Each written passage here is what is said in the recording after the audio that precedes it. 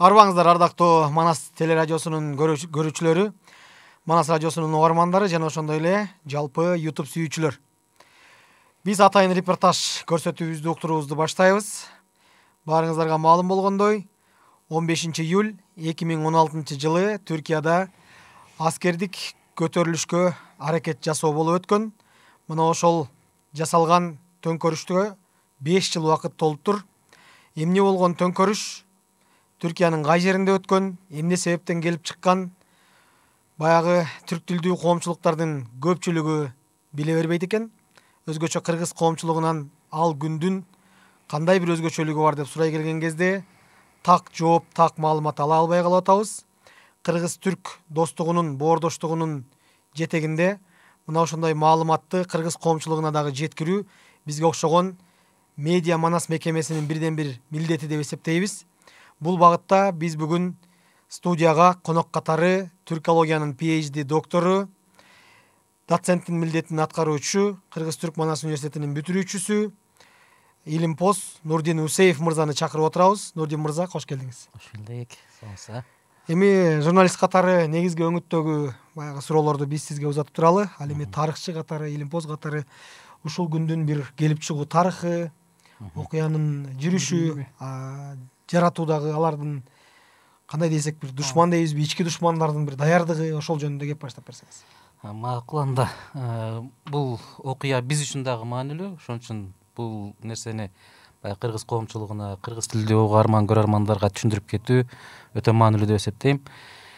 Биз билгендей эле мына 5 жыл мурун, жана айтып өткөнүңөрдөй эле, Түркияда бир аскердик төңкөрүш аракети болду. Аскердик төңкөрүш деп дагы айтышка мүмкүн эмес, себеби бул жерде түрк аскер куралдуу күчтөрүнүн аскерлери баары толук катышкан жок. Анын ичинде белгилүү бир гана бөлүгү катышты. Эми ушу муну түшүнүш үчүн Түркиянын, түрк элдеринин тарыхына бир көз жүгүртүп көрүш керек.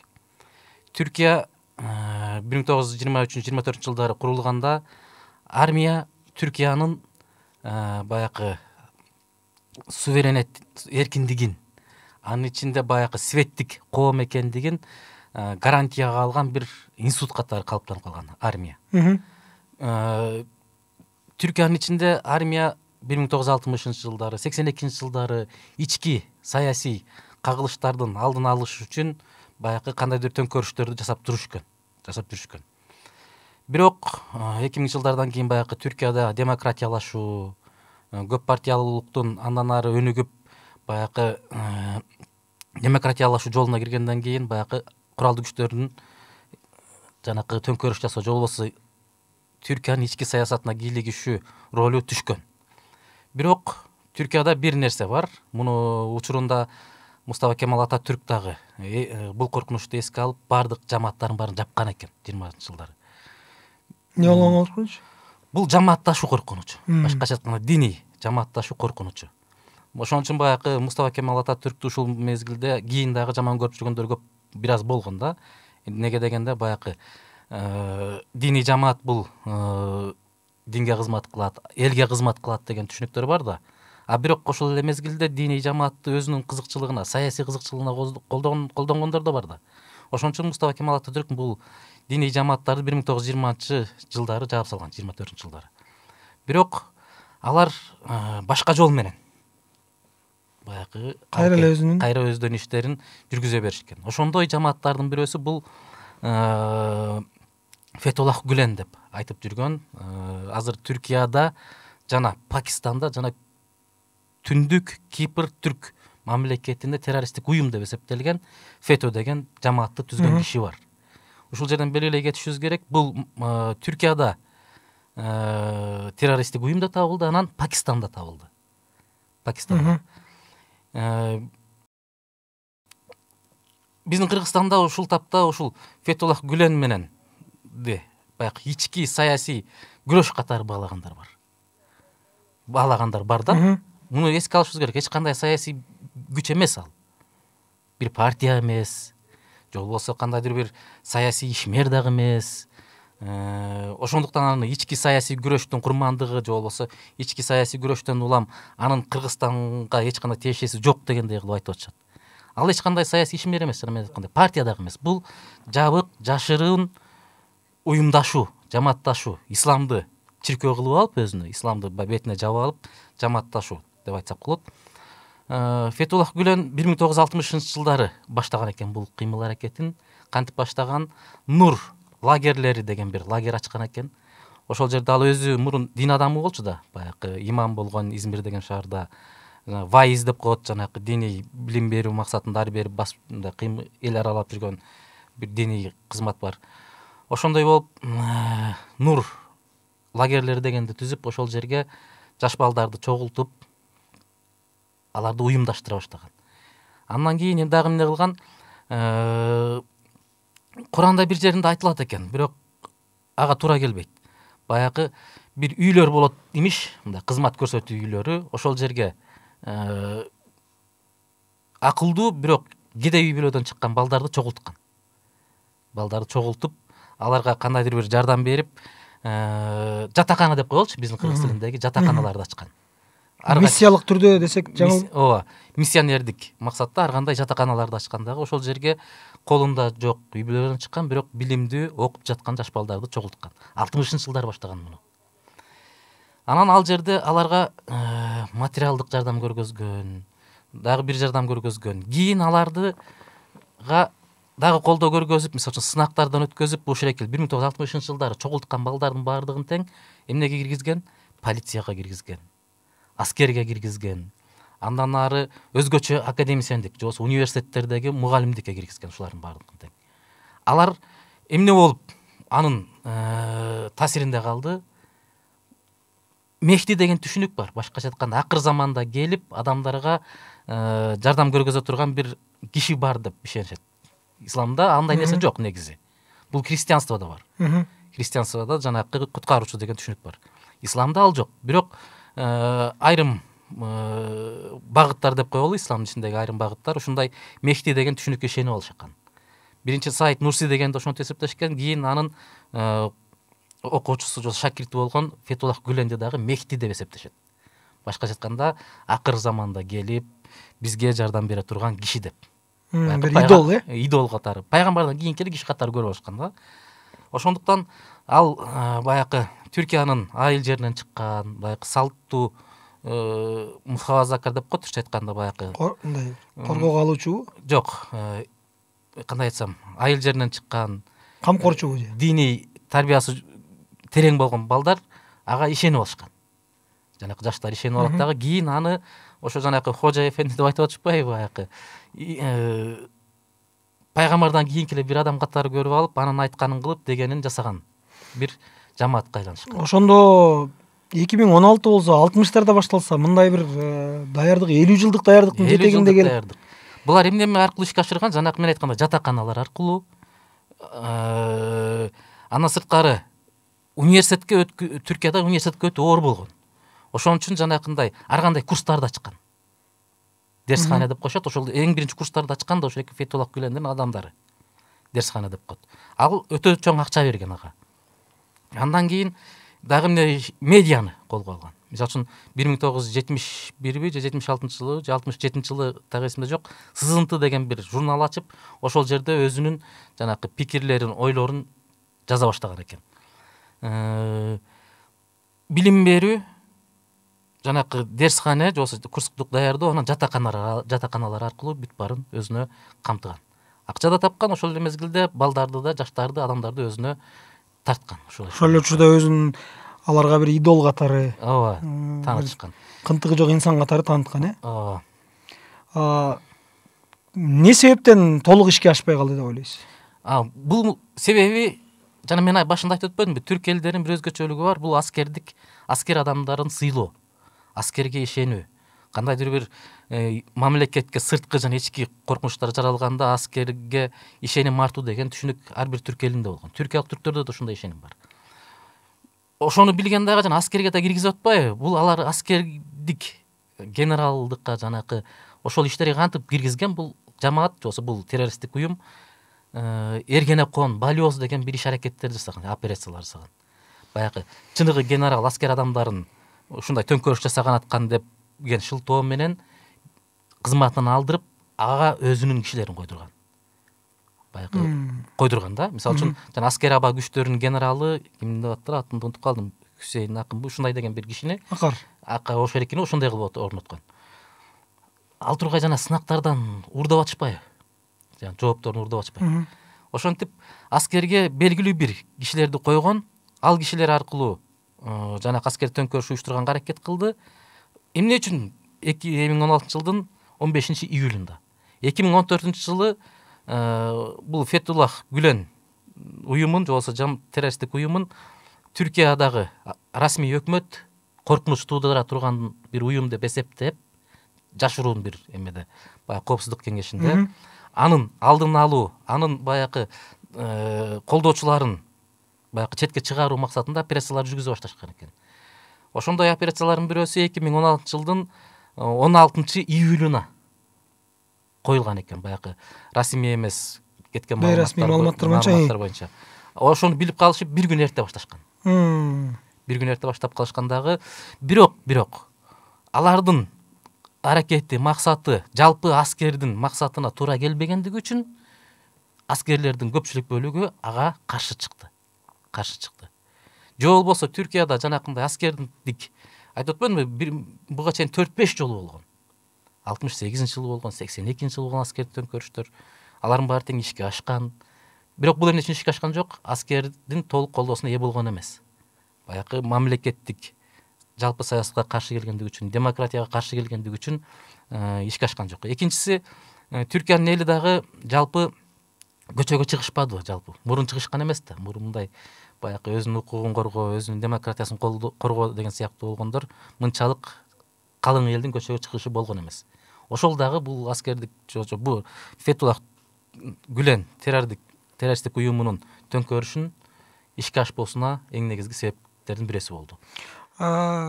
Учурдун президенти Режеп Тайыпка каршы мындай мен эч кандай бир колум жок, изим жок дегендей бир ал маалыматтарды айтып чыкканы бар экен. Ошол баягы өзүн ойчул катары тааныткан Фето уюмунун башчысы Фетуллах Гүлендин. Буга сиздин көз карашыңыз кандай?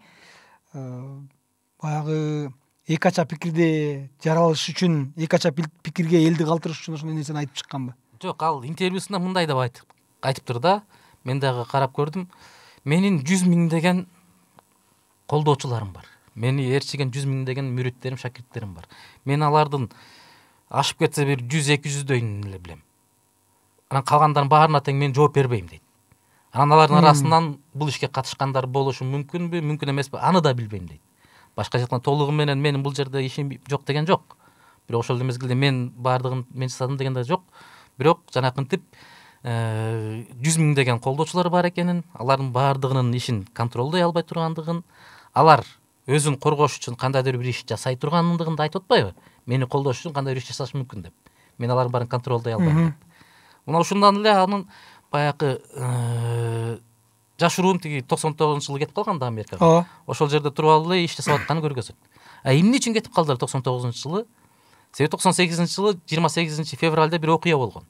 Баягы Түркияда ушундай баягы динге жамынган уюмдарды мамлекетке коркунуч келтирет деген бир иш башталып, аны алдын ала билип, ошондон кетип калган. Же болбосо буга чак эле кылмыш иши козголуп, ал түрмөгө камалмак. Баягы ошол экени билип калып, ден соолугуна байланыштуу мен Америкага кеттим деп кетип калган. Андан бери келбей жүргөн. Анан дагы бир нерсеси бар, бул академиялык чөйрөнү өтө колдонгон. Университетте иштеген мугалимдерди аябай кең колдонгон. Башкача айтканда илим пост билимдүү адамдар да. Ошолорду аябай колдонгон. Тигилер эмне үчүн ага буга алданышкан? Себеби баягы кызматтык жогорулоодо, кандайдыр бир башка жакшы университетке өтүүдө аларга мындай бир жардам беришкен, бири-бирине жардам беришкен. Мунун далили кандай болду? Мисалы үчүн Стамбулда бир университетте ассистент болуп иштеген бир кыздын эсебинен, банк эсебинен, Банк Азия деп коет, Азия банкы деп коет, жанакы Фетуллах Гүлен уюмунун банкы болчу. Ошол жерде $2 миллион жакын акча табылган экен. Ал айылдан чыккан эле жөнөкөй бир кыз. Эмне үчүн анын немесинде эсебинде акча бар? Себеби Түркияда билимдүү адамдарды, баягы окумуштууларды, университеттин мугалимдерин сыйлоо деген аябай күчтүү. Алардан эч ким мындай күмөн санабайт, алар мамлекетке чыккынчылык кылат деп. Ошон үчүн аларды колдонгон, алардын эсебиндеги акчаларын финансылык операцияларын ошолордун эсеби менен жасап ушундай иштерди жасашкан. Бул дагы толугу менен жанакы кандай айтсам, динге ишенген, иманы бар деп коелу. Андан сырткары мындай жөнөкөй үй бүлөдөн чыккан жаштарды колдонгон да өзүнө. Жакшы.